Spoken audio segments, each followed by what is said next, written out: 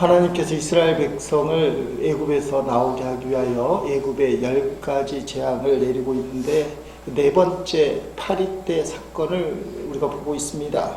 본문을 보면 하나님께 기도를 부탁할 정도의 어떤 믿음이라고 보일 수 있는 하나님에 대한 인식, 하나님 살아계시니까 당신들 모세와 아론이 기도하면 역사한다 라는 기대를 갖고 있는 바로가 있습니다. 그런데 이 바로가 지긋지긋하게 하나님을 신뢰하지 않아요. 그래서 애굽의 백성들이 10가지 재앙을 다 당하는 모습을 우리가 봅니다. 10가지 재앙에는 몇 가지 특징이 있습니다. 첫째는 한 가지 재앙이 끝장을 보는 재앙이 아니에요. 한 가지 재앙으로 다 죽이지 않습니다. 10번째 재앙도 장자만. 두 번째 특징은 횟수가 갈수록 점점 그 강도가 강해진다. 10번째는 장자가 죽으니까. 세 번째는 이 재앙의 목적이 있습니다. 살아계신 하나님, 그 하나님을 믿고 알리는 것이 이 10가지 재앙의 목적이다. 출애굽기 9장 14절 16절에 출애굽기 여러 군데 나오지만 이렇게 표현합니다. 이 내용을 우리가 볼 수 있는데, 내가 이번에는 모든 재앙을 너와 내 신하와 내 백성에게 내려, 이게 바로 애굽의 왕에게 얘기하는 거죠. 온 천하에 나와 같은 자가 없음을, 하나님 같은 분이 없음을 너가 알게 하리라.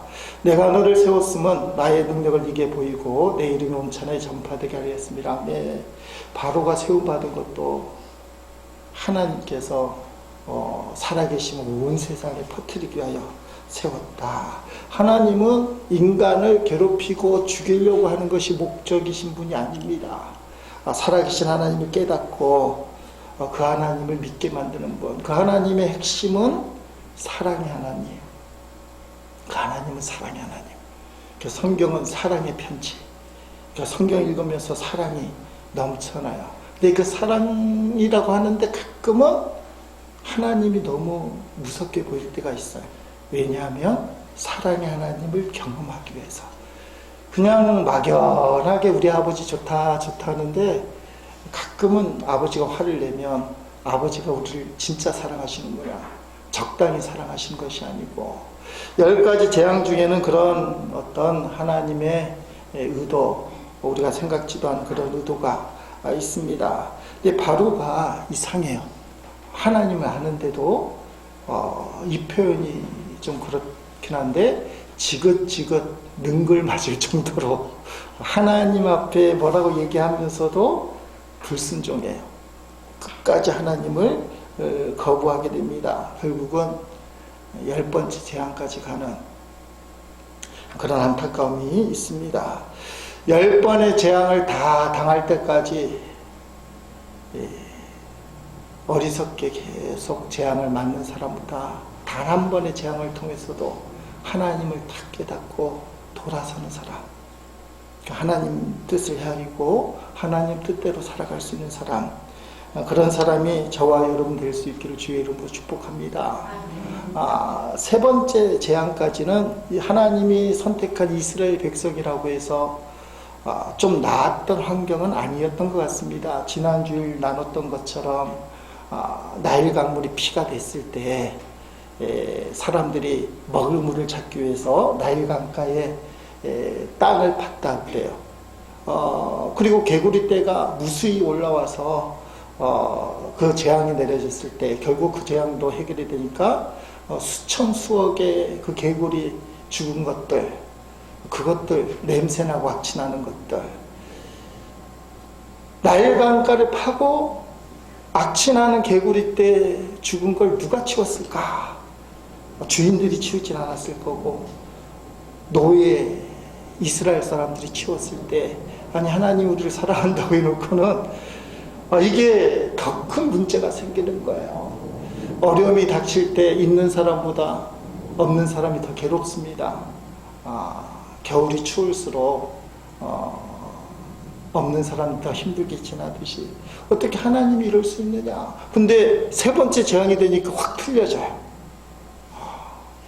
티끌이 변해서 이가 탁 되니까 첫 번째, 두 번째 재앙까지는 애굽의 요술사들이 흉내를 냈어요. 오히려 자기에게 피해가 될지라도 개구리떼를 만드는 흉내를 냈는데, 세 번째, 이 재앙은 흉내를 못 내고 요술사들이 애굽의 바로에게 말하기를 이건 살아계신 하나님이 하셨습니다, 하나님의 권능입니다 라는 말을 했는데, 이게 이스라엘에 그냥 착 퍼졌어요.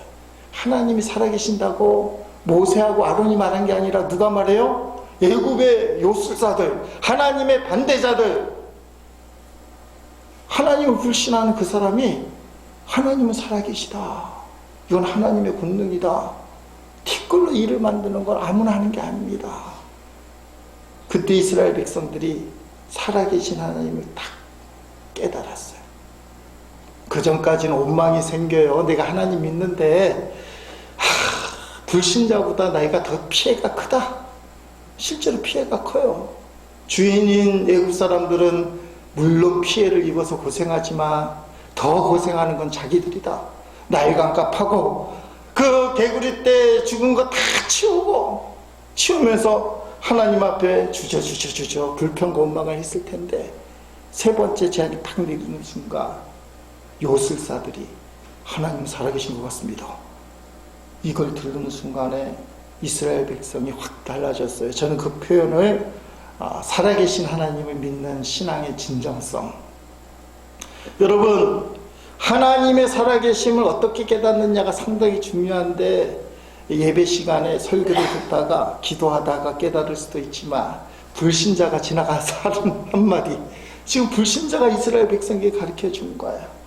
하나님은 살아계시다. 오히려 하나님의 사랑과 은혜를 받는 이스라엘 백성은 불평과 원망, 사는 게 더 힘들어지니까.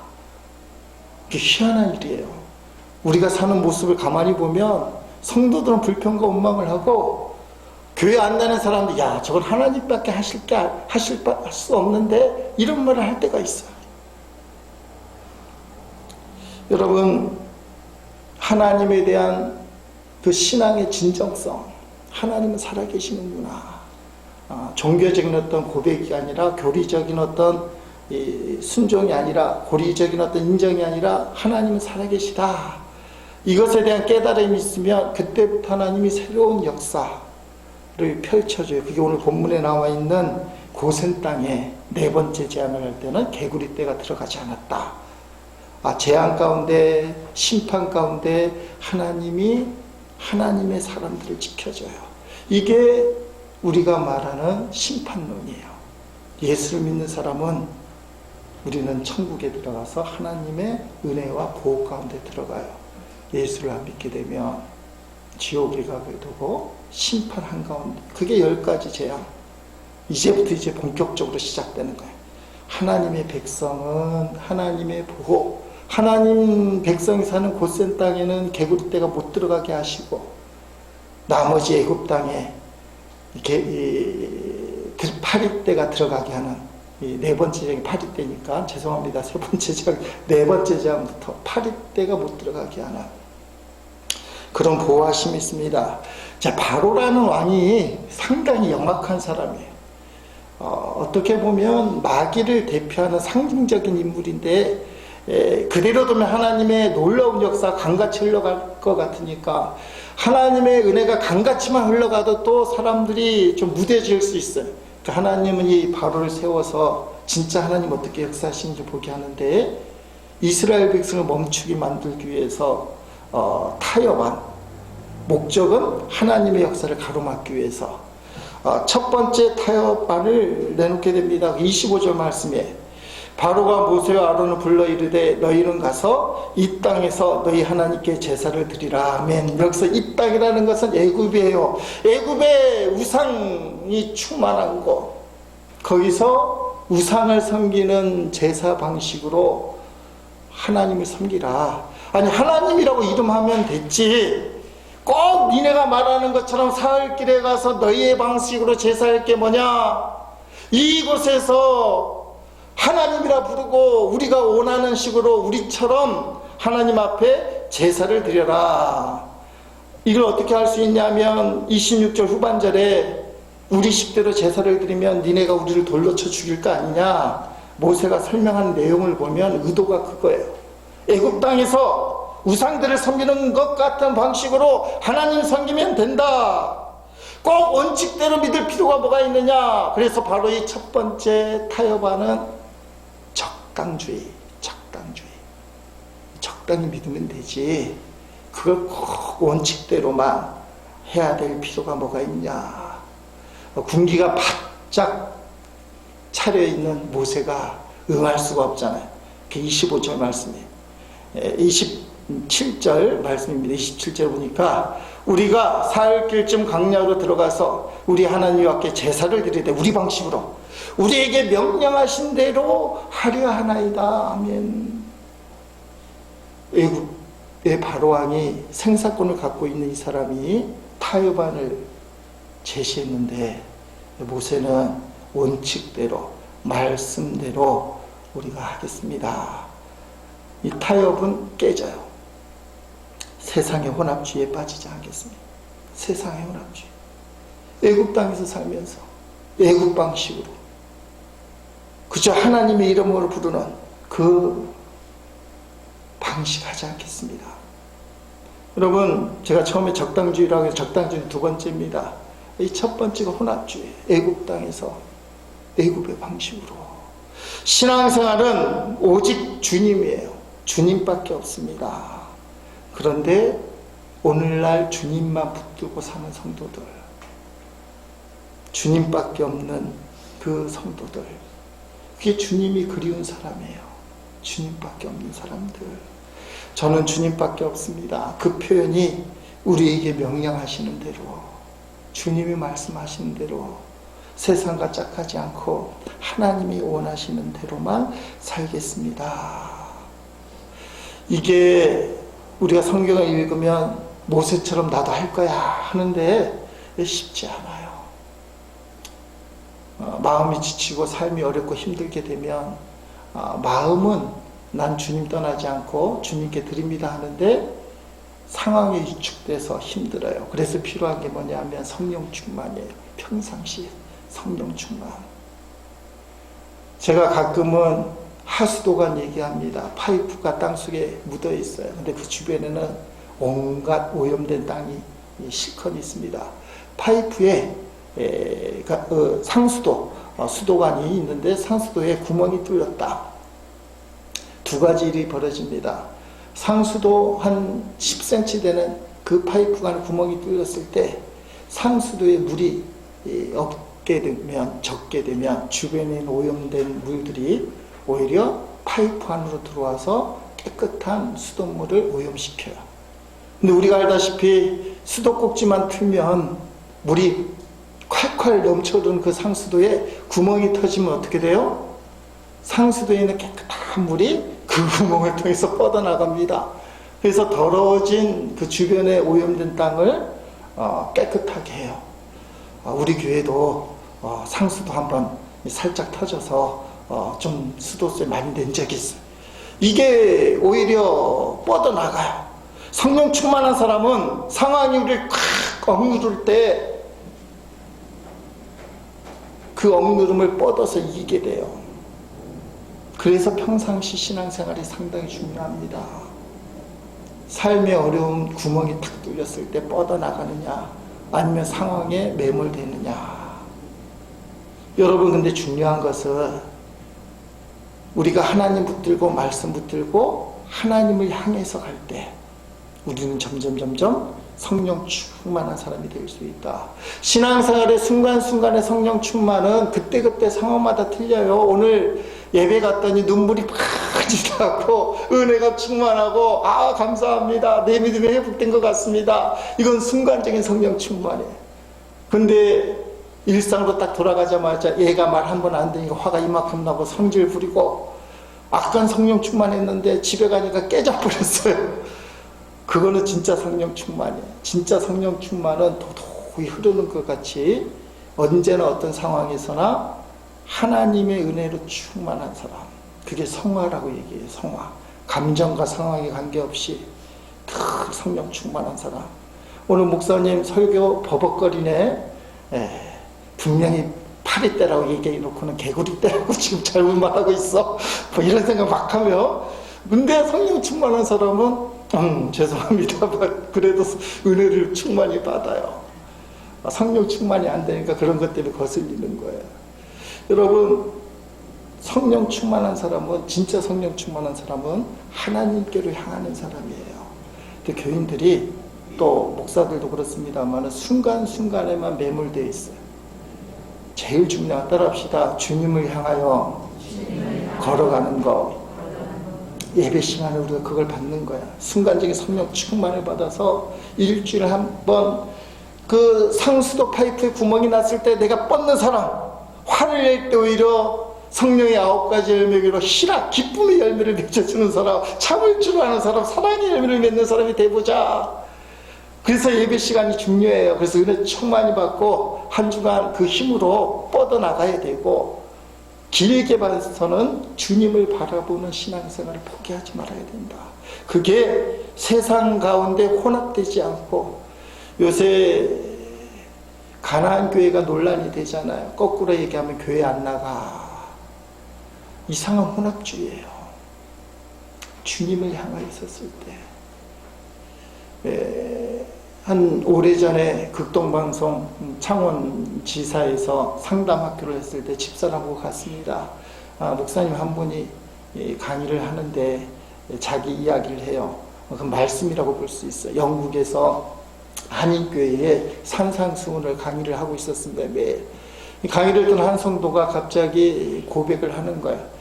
목사님, 제 신앙이 십자가가 너무 크고 삶이 너무 힘듭니다. 왜 그런가 하니 저는 믿는 대로 살지 못해요. 교회 오늘 오면서 보는데 거린들을 수없이 봤습니다. 거린들이 한 푼 달라고 하는데 영국에 거지가 있어요. 그랬더니 지갑을 딱 열었더니 우리 식으로 얘기하면 10,000원짜리만 있어서 못 주고 1,000원짜리가 없는 바람에 여기가 왔는데 난 요것밖에 안 되는 사람이에요. 그래서 마음이 무겁고 목사님 강의가 들어오지 않고 좀 답답합니다. 근데 목사님이 저는 아닙니다. 저도 성도님하고 똑같이 그 거리를 왔는데 제 눈에는 거린이 아예 안 보였습니다. 산상수훈 하나님 말씀 사랑을 얘기하는데 그 사람들 불쌍하다는 생각이 안 들다는 거예요. 근데 저는 떳떳합니다. 그러는 거예요. 왜 그러냐면 주님 앞에 섰을 때 넌 말씀대로 살았느냐? 우리 주님 절대로 그렇게 안 물어보십니다. 말씀대로 사는 사람이 없으니까 주님은 나에게 이렇게 물어보실 겁니다. 너는 말씀을 바라보고 걸어왔느냐? 저는 신앙 양심으로 지금도 교회에 오면서 거린을 볼 수 있는 여유는 없고 사랑이 없는 사람이지만 나는 말씀을 바라보고 걸어가고 있기 때문에 난 지금도 주님 붙들고 나아갑니다. 그리고 주님이 허락하시면 그 거린들에게 베풀 수 있는 그런 사람도 될 수 있습니다. 근데 지금은 못된 것 때문에 제 신앙을 포기하지 않겠습니다. 여러분, 겉으로 보면 그 성도님이 좋잖아요. 베푸는 자비에 그걸 하려는 마음이 참 기특하고 그게 안 돼갖고 마음이 불편하고 난 이것밖에 안 돼 자각하고 이 사람 믿음 좋아 보이는데 그게 상황에 매몰되는 믿음이에요. 더 심하게 얘기하면 자기를 드러내는 거예요. 나 이러는 사람이야. 난 베풀 수 있으려고 했는데 못 그랬어. 10,000원짜리를 못 주지만 1,000원짜리를 줄 수 있는 사람이야. 사실 이게 짝퉁이에요. 성도들 이것 때문에 무너져요.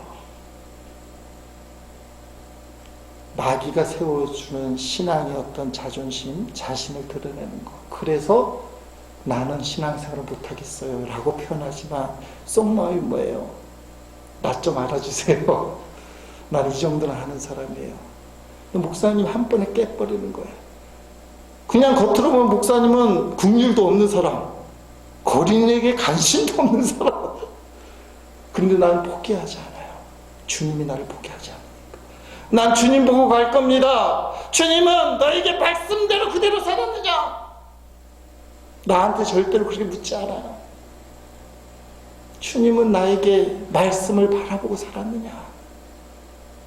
첫 번째 성도는 말씀 안 바라보는 거잖아요. 못하니까, 안 되니까. 힘들어요. 근데 목사님은 그래도 틀린 게 전 말씀 보고 갈 거예요. 여러분, 실제 우리가 살아가면서 제가 이 강단에서 설교하지만 세상과 짝하지 않는 게 쉽지 않잖아요. 교회 공사가 됐을 때 어떤 분이 툭 튀어나와요. 야, 돈이 좋네. 돈이 있으니까 공사를 하는 거잖아요. 아니, 그래도 교회에서 이렇게 얘기할 때 주님이 좋으시네. 이번에 허락하셔서 물질이 있어서 이렇게 봉사를 해서 감사합니다. 이렇게 해야 되는데 탁 첫 마디가 돈이 좋긴 좋네. 어쩔 수 없어요. 맞잖아요. 돈이 싫으세요? 돈이 좋아요. 따라합시다. 돈보다 주님이 더 좋다. 이건 교리적인 고백이고 돈 안 주면 하나님도 없다. 이게 실제로 적용을 하셔야 돼요.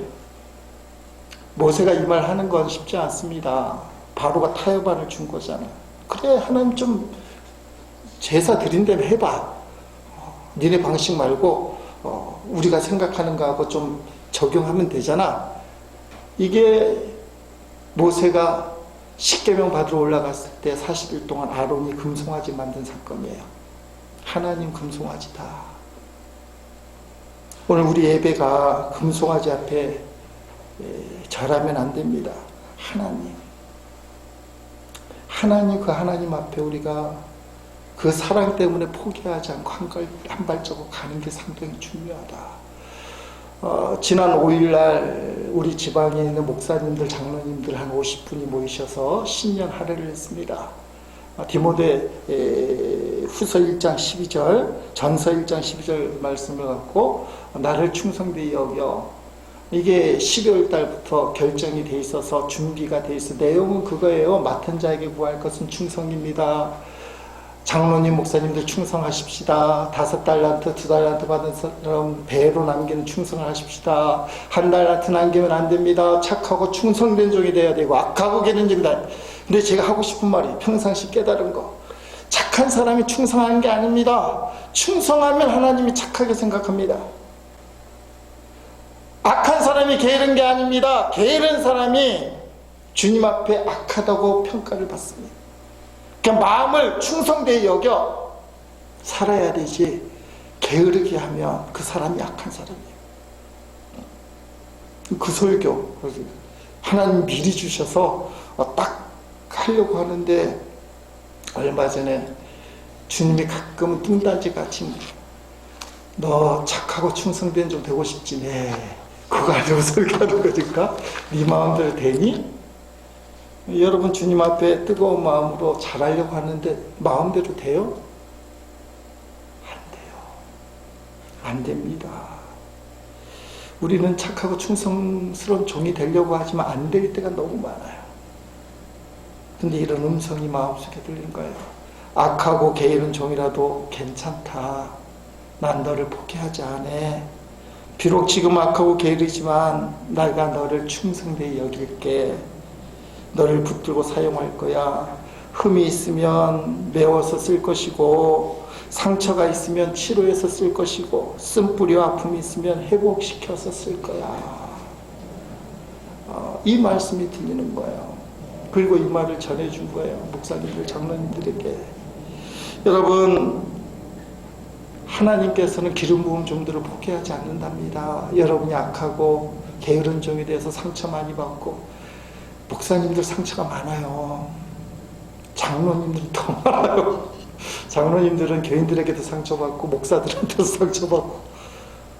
여러분이 상처 때문에 눈물 나는 장로님도 계세요. 목사님 은퇴하실 때 너무 힘들어서 그분 교회 나와서 대표기도도 하시고 하시는데 성경 안 읽는데요. 작년 5월달에 그 일이 있었구나. 기도가 안 된대요. 구역회를 끝나고 얘기하는데 이분이 눈물을 흘리는 거야. 목사만 상처받는 게 아니라 때로는 목사님 때문에 장로님이, 그분 기도는 잘해요. 구역회 때 기도도 하시고 하셨는데 성경도 못 보고 깊은 기도도 못 들어보고 악하고 게으른 종이잖아요. 교회 대표하는 장로님이. 근데 여러분, 악하고 게으른 종이도 하나님 포기하지 않고 쓰신대요. 고쳐서, 치료해서, 회복시켜서. 여러분이 그 말씀 드리려고 싶어요. 세상과 많이 짝하고 내가 살지만 주님은 여러분을 붙드셔요. 중요한 것은 말씀대로 사는 거. 우리 어머님이 늦게 교회를 다니셔서 집사님을 소천했는데 우리 어머님이 우시던 내용이 있어요. 부흥사들의 레파토리 하나 중에 하나가 뭐냐면 중절 수술한 거. 제 위에 둘, 제 밑에 둘이 갔거든요. 우리 5년 차인데 형님하고 누님은 1년이고 그 5년 사이에 둘이 갔고 제 동생하고도 5년 차인데 5년 사이에 둘이 갔는데 낙태한 거 살인죄입니다. 우리 엄마 우셨어요. 하고 싶어서 했냐고. 교회 다니기 전에 나라에서 그렇게 정책을 해서 5년 토일로 나오려고 하다 보니 근데 우셨어. 지금도 마찬가지예요. 목사가 강단에서 칼을 갖고 말씀으로 선포하면 진리라서 아멘하지만 상처받잖아요. 난 아닌데 못하는데. 근데 주님은 사랑이세요. 지금은 아까 말한 것처럼 바로라는 사탄을 상징하는 이상한 악의 세력에 대해서 이렇게 선포하지만 저 여러분을 위해서는 주님 뭐라 그러겠어요? 너의 발 딛는 이 세상에서 어쩔 수 없이 그리고 믿음이 약해서 세상과 혼합해서 사는 거 엎질러진 물인데 어떡할 거니?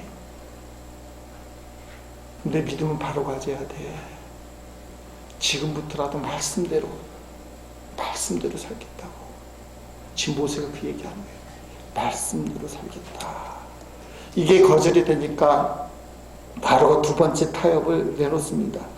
이 적당죠. 28절 말씀. 바로가 이르되 내가 너희를 보내리니 너희가 너희 하나님 여호와께 광야에서 제사를 드릴 것이나 즉 광야 가라는 거야. 너무 멀리 가지는 말라. 그런즉 너희는 나를 위해 간구하라 하며 그래 혼합지 너가 분명히 거부하니까 똑똑하네. 야 하나님 뜻대로 살려고 하네. 그 다음 나온 게 적당인데 사흘끼리 갈 거 뭐가 있냐. 네 말대로 말씀대로 해.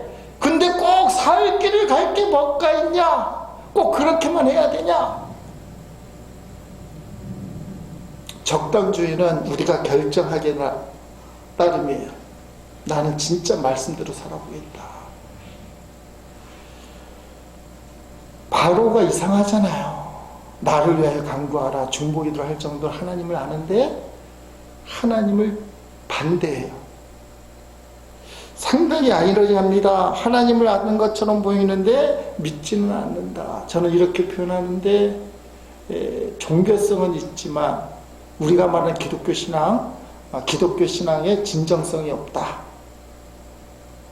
어떤 집사님이 믿음이 너무 좋아 보여요. 다 박수치고 칭찬하는데 그 사람은 절간 가서도 믿음이 좋아 보일 사람이에요. 성품이 착해서 종교적인 성품이 있잖아요. 불교 다니면서 인자. 난 중들이 그렇게 인자한 모습 칠 때마다 좀 기가 질려. 어떻게 저렇게 인자한 모습으로 하면서 참 목사들도 배워야 되는데 그 인자한 모습 그게 신앙이 아니에요. 그 사람은 성품이지. 여러분 성품은 주님이 주신 것이지만 내 믿음은 지금부터 할 수 있어요. 지금 바로가 하나님 앞에 기도를 부탁한다니까요. 그리고 응답도 내내 받아요. 기도 부탁하면 응답 받아요. 8일때가 다 날아간다니까요. 모세가 중보기도해서. 근데 죽어라 하나님 안 믿고 이런 이상한 행동 때문에 백성들이 고생하는 거예요. 불순종하는 나 때문에 주변 사람들이 고생할 수 있다. 핵심은 하나님을 종교적으로만 따라합시다. 신앙의 진정성. 진짜 하나님은 살아계신가? 그러려면은 주의 일로 하는 일에 있어서 우리가 좀 진지할 필요가 있어요. 대강 하지 말고 적당히 하지 말고 주님이 정말 원하는 길, 그 주님이 보신다면 나는 어떻게 해야 되나. 우리 집사람이 지난주에 금식을 했는데 이렇게 표현해요. 재미난 단어를 물어봅니다. 일주일 동안 새끼 내내 올 금식하나요? 그래요. 요새 단어가 금식도 올 금식이에요. 올 금식. 사실은 제가 이걸 우리 집사람한테 좀 헷갈리게 했거든요. 편한 금식이란 책이 있어요. 그래서 40일 금식하는 것과 똑같이 하루에 한 끼씩 120일 금식하면 40일하고 똑같다. 뭐 이런 이상한 책이 있어요. 그런 생각을 했는데 그 사람들이 이제 올금식이 안 되는 시대, 올금식 안 하는 시대가 돼버렸어요. 그래서 올금식을 일주일 하시냐고 한다고 얘기를 했습니다. 지난 금요일날 우리 집안에 어떤 사모님이 이제 이사를 가게 돼서 꼭 만나서 식사를 같이 하자는 겁니다. 9월 달에 목사님이 소천하셔서 제가 책임을 맡은 감리사니까 돌볼 수밖에 없는, 그래서 돌봐줬더니 너무너무 고맙다고, 그때부터 밥 한번 같이 대접하겠다고, 이게 노래가 돼서 안 갈 수가 없는, 이제 떠나면 못 만나잖아요. 그래서 금요일 날 밥을 먹기로 약속을 했는데 미망인이잖아요. 우리 집사는 금식하는데 나 혼자 가면 이것도 여러분들이 보면 10중 8구 오해할 거 아니에요. 야, 우리 목사님 젊은 어떤 여자하고 어디 가서 밥을 먹더라. 그러면 안 되잖아요. 괜히 그럴 필요 없으니까 금식하는 우리 집사람을 데리고 갔어요. 그날 금요일날 오후에 교회에 왔던 분들 중에는 또 오해하는 분이 생길지도 몰라요. 아니 올 금식하는 사모님이 점심 약속에 갔대. 그 말 듣고는 어쨌든 간에 딱 갔더니 그 사모님도 사실은 다 마음이 있는 분, 신경이 써있는지 친구 둘을 데려왔어요. 이제 5명이 밥을 식당에서 먹는데 4명만 열심히 먹고 1명은 물만 마시는 거예요. 어떤 유혹과 어떤 핍박에도 굴하지 않고 물만 마셔야 돼요. 이유는 적당히 하면 안 되니까.